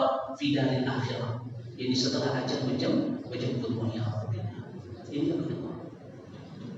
Ada yang ketiga, ketika musibah itu datang kepada kita, maka hendaknya kita untuk senantiasa menghadirkan sifat sabar dan juga sifat syukur. Ya, dan ini merupakan hal yang sangat berat. Padahal Rasulullah SAW mengabarkan kepada kita di dalam hadis dari sahabat Ibnu Abbas radhiyallahu anhu yang diriwayatkan oleh Imam Tirmidzi, kata Rasulullah SAW, inna nasra ma'as sabr. Sesungguhnya pertolongan itu bersama dengan yang namanya kesabaran. Jadi orang kena musibah sabar. Sabar itu caranya, cincinnya gimana? Dia nggak mengeluh, dia diam, dia tidak menyalahkan takdir, dia tidak menyalahkan Allah, dia tidak menyalahkan orang di sekitarnya, dia diam. Dia sabar, dia menerima, qanaah. Ini orang yang sabar. Orang yang dia senantiasa bisa menghadirkan kesabaran ketika dia terkena musibah, ya, maka Allah Subhanahu wa ta'ala akan menurunkan pertolongannya. Ya. Allah Subhanahu wa taala berfirman di dalam surat Al-Anfal ayat yang ke-46, ya. Wasbiru innallaha ma'as sabirin. Bersabarlah kalian, sesungguhnya Allah bersama dengan orang-orang yang sabar. Maknanya pertolongan Allah itu akan diberikan untuk orang yang sabar. Sabar. Ya. Kemudian apa? Bersyukur kepada Allah Subhanahu wa taala. Ya. Kalau misalkan kita kena musibah, maka kita lihat nikmat yang lainnya yang masih ada pada diri kita, sehingga itu menjadikan kita sabar, menjadikan kita bersyukur.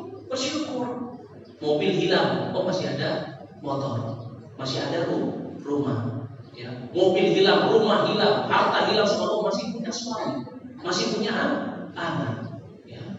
Masya Allah. Ya. Seseorang yang dia terkena suatu musibah, maka hendaknya dia bisa menghadirkan sifat sabar, jadi sabar, dan juga sifat syukur. Karena seseorang yang dia bersyukur kepada Allah, dia bisa menghadirkan, ya Allah akan menambahkan rezekinya dengan yang lebih baik, lebih banyak. Allah Subhanahu wa taala berfirman di dalam surat Ibrahim ayat yang ke-7. Wa idza adzana rabbukum la in syakartum la azidannakum. Dan Rabb kalian telah mengabarkan kepada kalian bahwasanya kalau kalian bersyukur Allah akan menambahkannya dengan sesuatu yang lebih baik. Bersyukur. Ya, jangan malah justru kita mengeluh banyak mengeluh. Itu tanda orang yang nggak bersyukur kepada Allah. Apalagi menyesal, gundah gulana terus berkepanjangan. Ya, hilang motor dipikirin terus, motorku bisa hilang ya. Itu nggak akan menyelesaikan masalah. Tetapi ketika seorang terkena musibah, sabar, kemudian syukur, alhamdulillah saya masih punya yang lainnya. Ya. Kemudian yang keempat, yaitu apa? Yang keempat itu adalah tawakal dan juga takwa kepada Allah Subhanahu wa taala. Seseorang ketika dia terkena suatu musibah, maka hendaknya dia bertawakal kepada Allah Subhanahu wa taala. Karena inilah yang Allah Subhanahu wa taala perintahkan kepada kita, dan ini merupakan ciri daripada orang-orang yang beriman. Itu apa? Ketika datang musibah yang Allah tetapkan kepadanya, dia bertawakal kepada Allah Subhanahu wa ta'ala. Yang disebutkan di dalam surat At-Taubah ayat yang ke-51. Allah Subhanahu wa ta'ala berfirman, "Qul," katakanlah, ya, "ma yusibana illa ma kataballahu ya alaihi." Itu tidak terjadi suatu musibah pada kami, melainkan musibah itu adalah sesuatu yang telah Allah tetapkan. Ya. Wallahu maulana, dan Allah itu merupakan wali kami. Ya. Wa 'ala Allahi falyatawakkalul mu'minun. Dan kepada Allah lah hendaknya orang yang beriman itu senantiasa bertawakal. Ya. Dan tawakal ini harus diikuti dengan yang namanya ketakwaan. Ya. Itu apa? Seseorang ketika dia tertimpa musibah, maka hendaknya dia senantiasa menyelesaikan musibah yang dia hadapinya itu dengan ketakwaan kepada Allah. Jangan seseorang ketika dia bangkrut, bingung, ya mau usaha lagi nggak ada modal, dia nggak pakai ketakwaan kepada Allah, akhirnya apa? Minjam uang dengan cara riba. Ya, bukan kebaikan yang dia dapatkan, malah justru kejelekan. Perlu diketahui ketika kita terkena musibah, kita bertawakal kepada Allah, kemudian tawakalnya itu dibangun di atas ketakwaan. Maka dari itu Allah Subhanahu wa taala berfirman di dalam surat At-Talaq ayat yang ke-1 sampai ayat yang ke-3, Allah menyebutkan tawakal dan takwa. Wa man yatawakkal 'ala Allah fa huwa hasbuh. Ya, wa man yattaqillah yaj'al lahu makhraja. Ya. Barang siapa yang bertawakal kepada Allah, maka Allah akan mencukupinya. Barang siapa yang bertakwa kepada Allah, Allah akan menjadikan makhraja, menjadikan jalan keluar dari setiap musibah. Wa yarzuqhu min haitsu la yahtasib, dan Allah akan memberikan rezeki dari jalan yang tidak dia sangka. Masya Allah. Kenapa? Karena ketika seorang terkena suatu musibah, dia tetap menjaga ketakwaannya kepada Allah. Dia tidak mau terjatuh dalam perkara yang haram. Dia tetap menjaga amalannya untuk tidak menzalimi orang lain. Ya. Maka Allah akan menjadi wali bagi dirinya. Dan ini sebagaimana disebutkan di dalam surat Al-Jathiyah ayat yang ke-19. Bahwasanya Allah Subhanahu wa taala berfirman, "Wallahu waliyul takdir, dan Allah akan menjadi wali bagi orang-orang yang bertakwa. Maka ketika musibah ya, ada pada diri kita, jaga ketakwaan kita kepada Allah Subhanahu wa Ta'ala. Ini yang keberapa? Yang keempat. Ada pun yang terakhir, yang kelima. Ya. Ada pun yang kelima. Ya, setelah seseorang dia mengintrospeksi dirinya sendiri, setelah seseorang, ya, kemudian apa yang kata tadi? Dia kembali kepada Allah, kemudian dia sabar dan dia bersyukur kepada Allah. Kemudian setelah ya, dia bertakwa dan juga tawakal kepada Allah Subhanahu wa Ta'ala, ya, maka selanjutnya yang harus dia lakukan yaitu berdoa dan ikhtiar. Kenapa? Karena sehebat apapun yang kita miliki, teman-teman yang baik, orang-orang yang mungkin bisa memberikan kepada kita manfaat, maka semuanya itu tidak akan bisa merubah musibah yang kita alami kecuali Allah Subhanahu wa Ta'ala. Maka dari Rasulullah sallallahu alaihi wasallam mengatakan di dalam hadis yang diriwayatkan oleh Imam Tirmidzi, kata Rasulullah sallallahu alaihi wasallam, la yaruddul qada illa doa. Tidak ada yang bisa menghilangkan takdir yang baik atau takdir yang buruk, yang berubah takdir maksudnya, kecuali hanya doa kepada yang memiliki takdir. Itu siapa? Allah Subhanahu wa Ta'ala. Maka ketika kita mendapati suatu musibah, perbanyak diri kita untuk berdoa kepada Allah Subhanahu wa Ta'ala. Itu yang seharusnya kita lakukan. Karena musibah ini tidak akan bisa hilang dari diri kita kecuali Allah Subhanahu wa Ta'ala yang menghilangkannya. Meskipun kita punya koneksi, orang-orang kaya, orang-orang pintar, orang-orang yang hebat, mereka akan bisa memberikan manfaat kepada kita kecuali Allah yang memberikan manfaat kepada kita. Mereka pun tidak bisa memberikan mudarat kepada kita kecuali Allah yang memberikan mudarat kepada kita. Maka dari itu kita berdoa kepada Allah Subhanahu wa Ta'ala. Jangan malah kena musibah doanya kepada selain Allah yang nggak bisa memberikan manfaat, nggak bisa memberikan mudarat. Tetapi juga bukan cuma doa, perlu yang namanya ikhtiar. Yaitu apa? Dia berusaha untuk keluar dari takdir buruknya. Bukan kemudian habis doa, ya sudahlah saya sudah doa. Ya nanti kalau Allah takdirkan baik-baik, kalau nggak bisa kayak gitu. Karena Allah nggak akan merubah keadaan suatu kaum sampai kaum itu mau merubah keadaannya sendiri.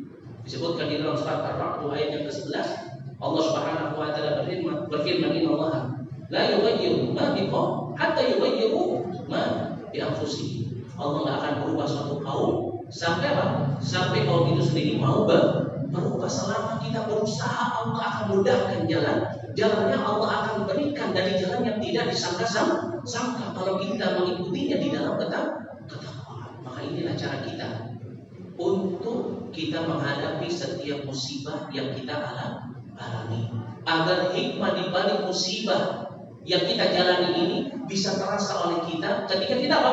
Ketika kita sabar, ketika kita bersyukur, ketika kita bertakwa, ketika kita tawakal, ketika kita senantiasa kembali kepada Allah, berdoa kepada Allah, dan ketika kita senantiasa berusaha, maka apa? Maka kita akan mendapatkan hikmah di balik setiap musibah kita. Kurang lebihnya ini yang bisa saya sampaikan pada kesempatan siang hari yang berbahagia ini. Kurang lebihnya saya mohon maaf jika ada kesalahan kata itu datang dari saya, dan jika benar itu datangnya dari Allah Subhanahu wa Ta'ala. Wa ana astaghfirullah wa atubu ilaih wa a'udzu minkum. Naktafi lana subhanallahi wa bihamdihi asyhadu an la ilaha illa anta astaghfiruka wa atubu ilaih. Assalamualaikum warahmatullahi wabarakatuh. Ada pertanyaan? Tafadhol. Silakan yang mau bertanya. Ada? Tidak ada? Baik, apa?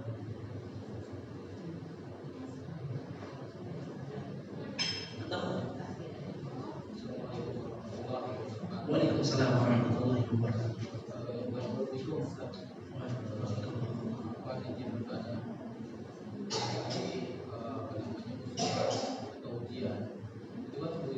Takdir yang sudah tercatat ya sama Allah. Apakah dengan pertanyaan, apakah dengan doa dan ikhtiar saja takdir itu kemungkinan bisa berubah? Itu yang pertama, Ustaz. Kemudian yang kedua, saya pernah dengar bahwa Allah itu menguji seseorang sesuai sesuai dengan kemampuannya. Apakah hal tersebut berlaku untuk semua manusia? Mungkin itu saja Ustaz pertanyaannya. Jazakallahu khairan. Wassalamualaikum warahmatullahi wabarakatuh. Waalaikumsalam warahmatullahi wabarakatuh. Pertanyaan yang cukup bagus. Ada dua pertanyaan. Yang pertama pertanyaannya, apakah merubah takdir Allah Subhanahu wa taala itu cukup dengan doa dan ikhtiar? Ya. Bisa berubah takdir Allah. Barakallahu fikum. Ya, ini merupakan permasalahan yang sangat muhim, penting sekali untuk kita mempelajari karena ini berkaitan dengan apa? Dengan keimanan. Kita beriman kepada takdir yang baik dan takdir yang buruk.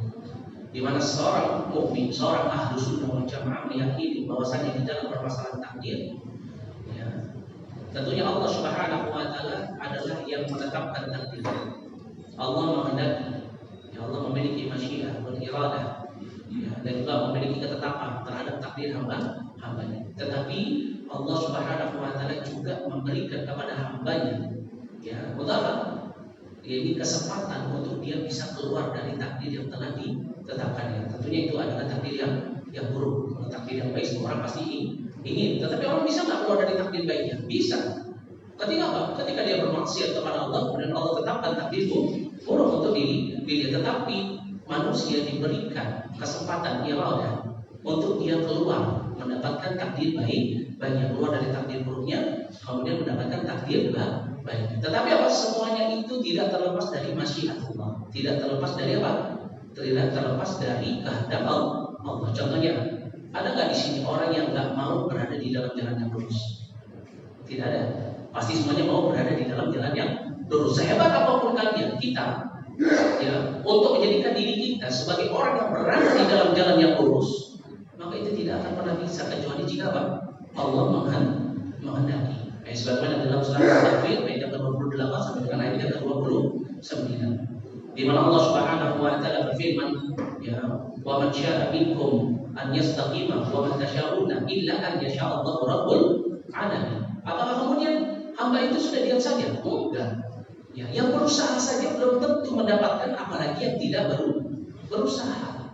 Ya, Allah Subhanahu wa taala melihat dari hambanya.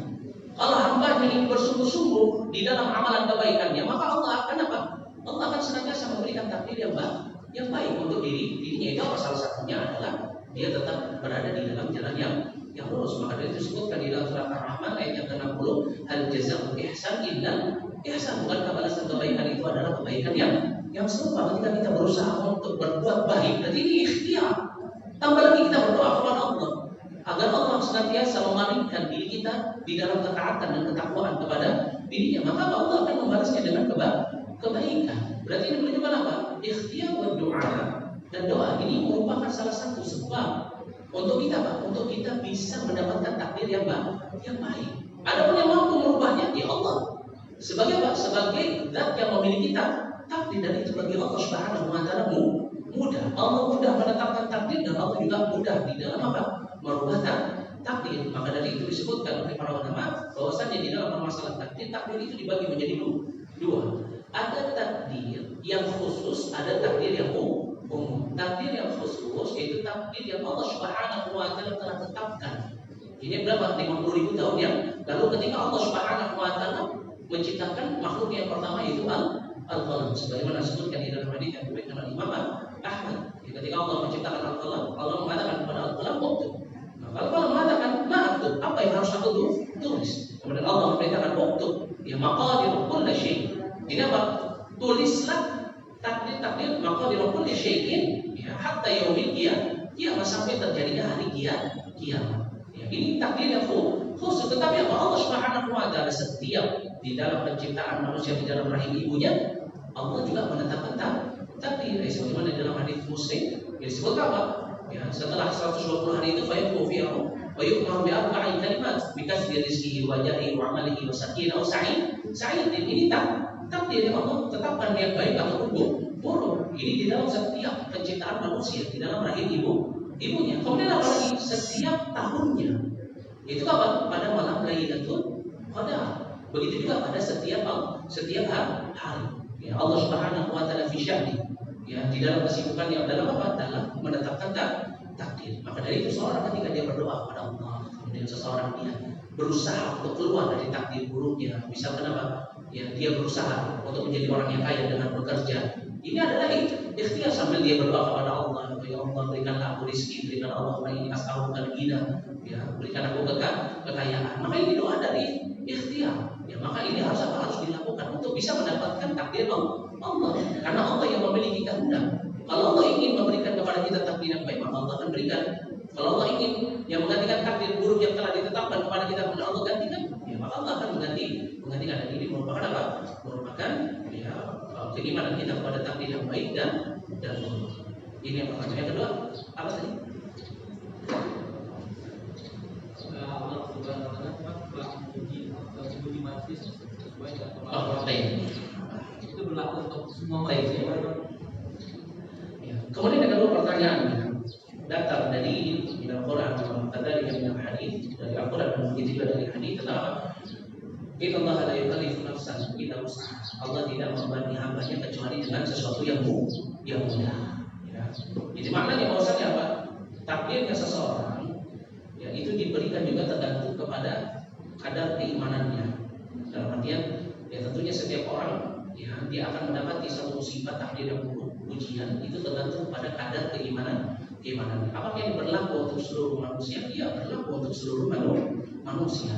Ya untuk orang beriman maka ujian yang musibah yang dia alami itu adalah bisa berupa kemiskinan, ya bisa berupa ya lingkungan yang buruk, ya ataupun yang semisal.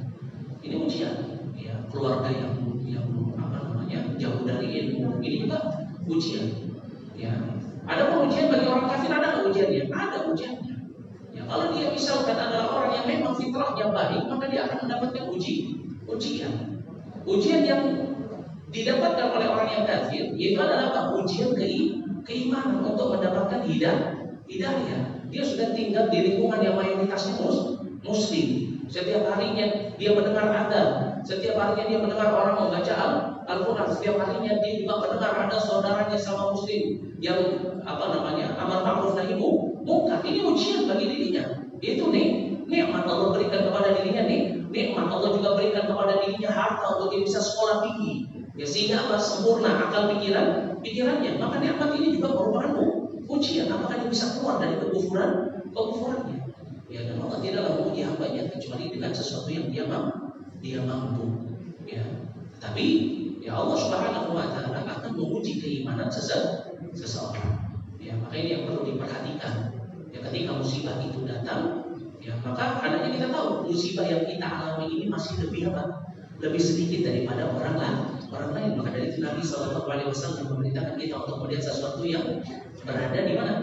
Di bawah kita. Jangan lihat yang ada di atas. Kalau misalkan kita sakit cuma sakit urat kejepit aja, ya, maka hendaknya kita melihat orang yang lebih parah penyakitnya daripada kita. Ada orang yang mungkin kena penyakit stroke sampai tidak bisa jalan. Ada orang yang mungkin kena penyakit jantung yang harus mengeluarkan biaya. Ya, maka kita harus sabar. Ya kalau kita cuma bingung untuk bayar kontrakan 1 bulan, ada orang yang dikejar-kejar hutang sampai bermiliar, dan kita harus selalu lihat orang yang lebih berat ujiannya daripada kita. Maka dari itu Nabi SAW mengatakan kalau engkau mendapatkan ujian, maka lihatlah ujian para nabi terdahulu. Mereka untuk menegakkan kalimat la ilaha illallah saja sampai ada yang mau dibakar. Ya, orang-orang terdahulu, orang beriman dahulu sampai ada yang disiksa. Ya, kita cuma tinggal menegakkan kalimat la ilaha illallah, tak perlu kita melakukan kesyirikan. Nikmat kita tinggal di suatu negeri yang mayoritas muslim, tinggal kita mengikuti ajaran tauhid, ya, dan meninggalkan ajaran-ajaran yang menyimpang daripada ajaran Islam. Maka ini ujian yang sangat mudah bagi kita. Ya, tetapi kebanyakan kita tidak lulus dalam ujian ini. Ya, malah justru banyak. Ya, sebagian besar dari kita malah menjadi pembela kemaksiatan. Ya, pembela jahiliyah. Ya, kita lihat berapa banyak orang yang notabene mengaku Islam tapi membela apa? LGBT. Ya, membela apa misalkan? Ya, khamr, membela apa? Ya, banyak sekali. Ya, maka dari itu Allah menguji hambanya kecuali dengan apa yang dia mampu. Kalau engkau ingin melihat ujianmu berat atau tidak, lihat ujian dahulu orang-orang terdahulu. Mereka harus hijrah karena untuk mempertahankan agama mereka. Ya. Nah, ini cuma untuk pergi ke masjid aja belajar itu sudah beratnya minta ampun, itu ujian itu. Wah, mau pergi ini ajak sama anak-anak pergi ke mall lagi ya. Saya kira nggak jadi mempelajari Al-Quran Rasulullah ya dulu para ulama mau dapat satu hadis aja dia harus lewati lembah, lewati gunung, lewati lautan, harus menyisihkan uang selama 6 bulan untuk bisa belajar. Ini di masjid gratis, tinggal datang hasil lagi, enak sekali ya. Ya cuma ujiannya berat bagi diri, padahal itu ujian yang ringan. Makanya insyaallah ya kita ibadah. Tapi pada pertanyaan, Assalamualaikum Ustaz, izin bertanya, bagaimana cara mendidik anak yang sudah balik untuk menjauhi pengaruh buruk gadget dan media sosial agar anak tidak menjadi ujian dan musibah bagi orang tuanya? Masya Allah. La haula wala quwata. Memang ini merupakan ujian ya di zaman ini, yaitu apa? Yang berupa nikmat teknologi. Dengan teknologi ada orang yang bisa mengambil manfaat, ada orang yang malah justru menjerumuskan dirinya ke dalam musibah. Salah satunya apa? Dengan mudahnya berkomunikasi berarti mudahnya kita untuk melakukan persinahan. Ini juga termasuk musibah dengan teknologi gadget. Ya, orang bisa yang melihat sesuatu yang haram dengan mudah. Nggak mau lihat lagi ada muncul sendiri. Ya, lagi melihat ya iklan di Nazar tidak muncul wanita nggak pakai apa-apaan. Oh ya, bilang. Ya, ini apa? Ini ujian yang berupa nikmat. Di situ ada ujian keimanan kita. Begitu juga anak-anak kita. Ya dengan adanya gadget, akhirnya mereka apa? Akhirnya mereka sibuk dengan gadget mereka habiskan waktu mereka cuma untuk suatu hal yang tidak perlu. Nah yang seharusnya mereka habiskan untuk membaca Quran, yang seharusnya mereka habiskan untuk ibadah, untuk mempelajari ilmu syariat Islam, mengetahui hadis Nabi Sallallahu Alaihi Wasallam. Tapi mereka habiskan hanya untuk bermain apa? Bermain game yang terkadang itu ada judinya. Ya, online itu terkadang ada judinya. Game online itu terkadang ada judinya. Maka seharusnya bagaimana orang tua seharusnya bisa mengontrol anaknya. Kenapa Allah Subhanahu wa taala berfirman di dalam surat At-Tahrim ayat yang ke-6, ya ayyuhalladzina amanu qu anfusakum wa ahlikum. Nah, Allah disebutkan oleh sahabat Ali bin Abi Thalib radhiyallahu anhu bahwasanya Rasulullah sallallahu alaihi wasallam beliau mengatakan makna daripada surat At-Tahrim ayat yang 6 kata sahabat Ali bin Abi Thalib itu apa? Alimuhum wa adibuhum. Ajarkan mereka ilmu dan ajarkan mereka adab. Maka orang tua dia harus bisa membatasi anaknya di dalam memegang gadget dan harus bisa membatasi apa saja yang ada di dalam gadget tersebut. Tapi kan sudah dewasa loh. Tanggung jawab seorang tua itu bukan cuma ketika mereka balik. Ya. Orang tua itu punya kewajiban bukan ketika mereka masih anak-anak saja. Ketika mereka balik dewasa, selama dia berada di dalam tanggungan orang tuanya, maka itu merupakan kewajiban mereka. Untuk apa? Menjaga anaknya terselamatkan dari siksa api neraka. Jangan sampai justru malah kita yang membelikan kuotanya, kita yang memberikan gadgetnya, akhirnya itu menjadi apa? Dosa jariah bagi kita. Karena itu bermaksud karena sebab kita memfasilitasi mereka. Sebagai orang tua harus tegas. Bahkan Nabi Sallallahu Alaihi Wasallam mengatakan anak yang umur 9 tahun nggak mau sholat maka harus dipukul dengan pukulan tadi. Memang orang tua harus tegas kepada anaknya. Tegasnya orang tua kepada anaknya itu bukti kecintaan. Tetapi tidak tegasnya orang tua di dalam menegakkan amar ma'ruf nahi munkar kepada anaknya, maka ini merupakan bentuk durhaka orang tua kepada anaknya dan dia akan dimintai pertanggungjawaban sebagaimana disebutkan di dalam hadis dari sahabat Ibnu Umar radhiyallahu anhu yang diriwayatkan oleh Imam Bukhari. Rasulullah sallallahu alaihi wasallam mengatakan kullukum ra'in wa kullukum mas'ulun 'an ra'iyati. Setiap kalian adalah pemimpin dan setiap kalian akan dimintai pertanggungjawaban atas apa yang kalian pimpin. Ya seorang laki-laki memimpin bagi ahlu baiti dan juga perempuan merupakan pemimpin dari rumah zaujiha wa waladi dan juga anak-anaknya. Ya, maka setiap kalian pemimpin dan kalian akan dimintai pertanggungjawaban terhadap apa yang kalian pimpin. Maka anaknya kalian harus bersikap tegas kepada anak-anak kalian agar apa? Agar menjadi anak yang soleh. Jangan malah justru kita biarkan sehingga anak itu menjadi hamba-hamba gadget. Ya, yang tiap hari kalau nggak ada gadget itu nggak bisa hidup. Ya, tapi gimana kalau kita meninggal dunia? Siapa yang mau doakan kita? Ya, dia sendiri aja sibuk dengan gadgetnya. Jadi karena kita sebagai waladul salih karena ini investasi kita. Sebagaimana disebutkan di dalam hadis dari sahabat Abu Hurairah yang diriwayatkan oleh Imam Muslim, ya kita mata insan yang qata'a anhu amaluhu min thalath. Jika seorang manusia meninggal dunia, terputus 3 amalan kecuali terputus seluruh amalan kecuali 3 amalan, yaitu sedekah jariyah, ilmu yantafa'u bihi wa waladun salih yad'u lahu. Ya hadis dari sahabat Abu Hurairah yang diriwayatkan oleh Imam Muslim. Jadi cobalah bersikap tegas terhadap anak.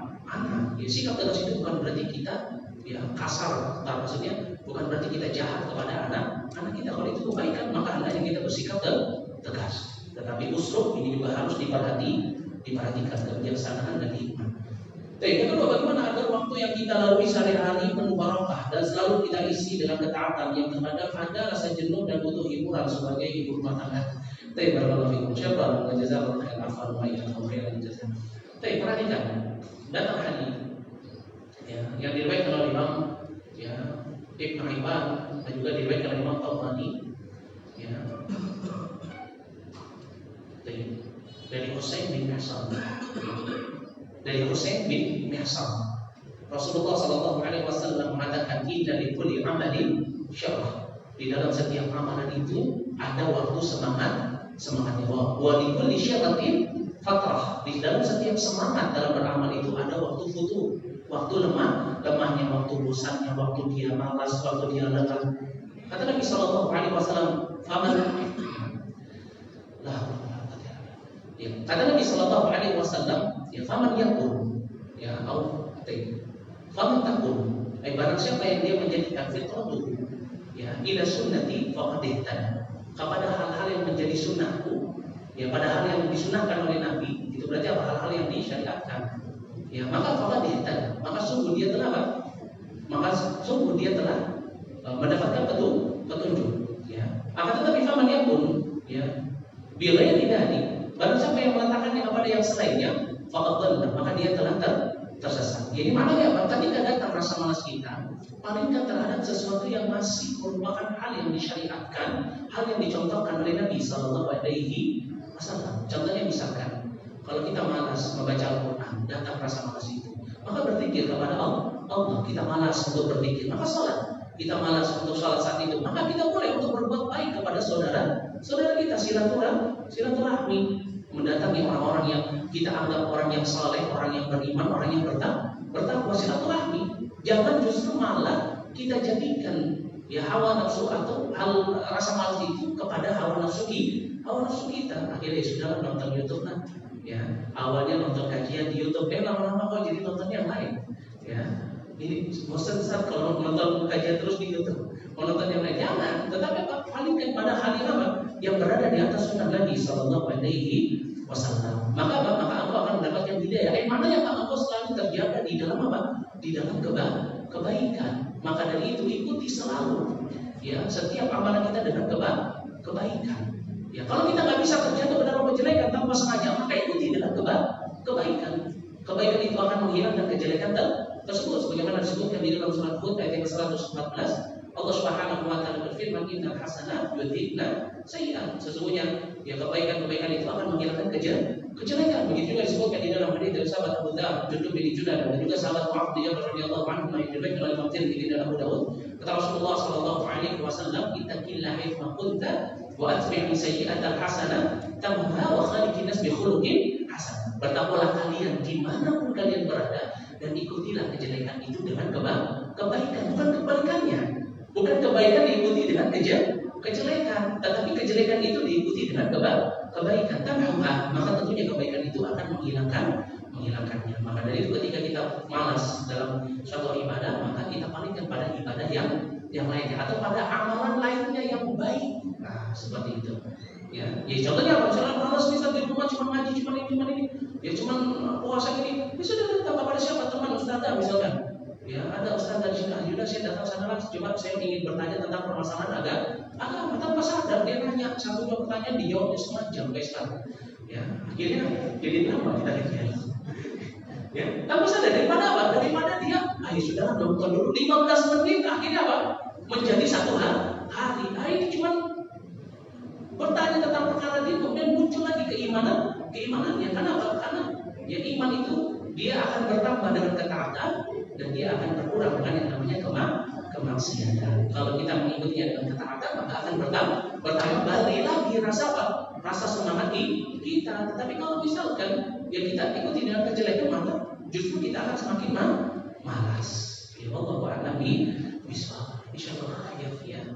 Baik, cukup sampai di sini. Ya. Kurang lebihnya saya mohon maaf. Jika ada salah kata itu datangnya dari saya, dan jika benar itu datangnya dari Allah Subhanahu wa taala. Wa nastaghfirullah wa atubu ilaihi wa afu minkum. Semoga apa yang disampaikan ini bisa memberikan manfaat bagi kita semua, dan semoga apa yang disampaikan ini bisa menambah keimanan kita dan keistiqomahan kita di dalam jalan yang lurus. Amin amin ya rabbal alamin. Naktafi lana subhanallahi wa bihamdihi asyhadu an la ilaha illa anta astaghfiruka wa atubu ilaik. Assalamualaikum warahmatullahi wabarakatuh. Demikian Bapak-bapak dan Ibu-ibu kuliah juga pada siang ini. Terima kasih kepada Pak Ustaz yang sudah memberikan materinya. Kalau kita simak, kita ini memang dalam kondisi apapun senantiasa dekat dengan Allah. Bagaimana upaya kita mendekatkan diri kepada Allah dalam kondisi memperoleh musibah ataupun anugerah, senantiasa kita mendekatkan diri. Demikian, terima kasih atas perhatiannya. Secara khusus kita sama-sama berdoa, mudah-mudahan Pak Ustaz bisa kembali sehat seperti biasa. Dengan musibah seperti ini, Allah angkat kehidupan. Terima kasih semuanya. Wabillahi taufiq wal hidayah. Assalamualaikum warahmatullahi wabarakatuh.